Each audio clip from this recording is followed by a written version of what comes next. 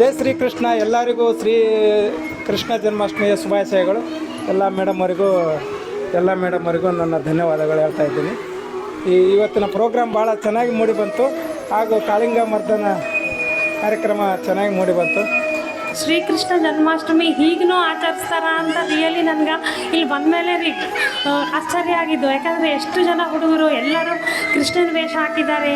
ಆಮೇಲೆ ರಾಧಾಕೃಷ್ಣ ಎಲ್ಲ ಟೀಚರ್ಸ್ ಅಂತರೂ ಇಷ್ಟು ಇದು ಮಾಡ್ತಾರೆ. ಎಲ್ಲರೂ ಟೀಚರ್ಸು ಎಷ್ಟು ಇಂಟ್ರೆಸ್ಟ್ ಇದೆ ಅವರಿಗೆ ಕೃಷ್ಣನ ಬಗ್ಗೆ ಹೇಳಬೇಕು. ಎಲ್ಲ ಮೆಸೇಜ್ ಆಯಿತು, ಏನಾಯಿತು, ಇಷ್ಟೆಲ್ಲ ಉತ್ಸಾಹ ನೋಡಿ ಪ್ರಿನ್ಸಿಪಲ್ ಮೇಡಮ್ ಆಗಲಿ ಎಲ್ಲ ಟೀಚರ್ಸಿಗೂ ರಿಯಲಿ ನಾನು ಧನ್ಯವಾದಗಳನ್ನು ತಿಳಿಸ್ತೀನಿ. ಇದೇ ಥರ ಎಲ್ಲ ಹಬ್ಬಗಳು ನಮ್ದು ಯಾವುದೂ ಬಿಡದಂಗೆ ಎಲ್ಲನೂ ನೀವು ಪ್ರತಿಯೊಂದನ್ನು ಹೀಗೆ ಆಚರಿಸ್ಬೇಕಂತ ನಾನು ನಿಮ್ಮ ಎಲ್ಲರನ್ನೂ ಕೇಳ್ಕೊಳ್ತಾ ಇದ್ದೀನಿ.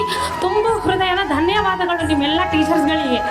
ಮತ್ತು ಪ್ರಿನ್ಸಿಪಾಲ್ ಮೇಡಮ್ ಅಂದರು ಎಲ್ಲದಕ್ಕೂ ತುಂಬ ಸಪೋರ್ಟ್ ಮಾಡ್ತಾರೆ.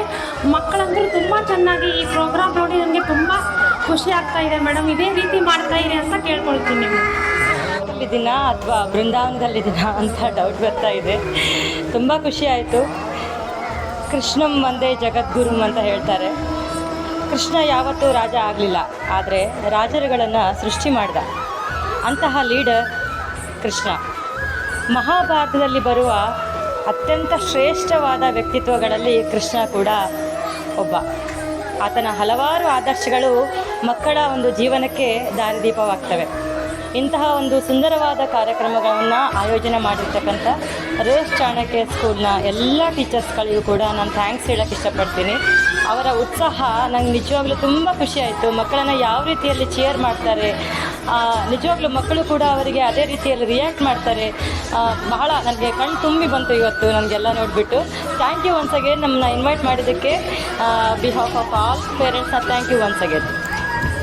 Thank you so much. Parents support ಇಲ್ಲ ಅಂದರೆ ನಾವು ಏನೂ ಮಾಡೋಕ್ಕೆ ಬರಲ್ಲ. So we really thank all the parents.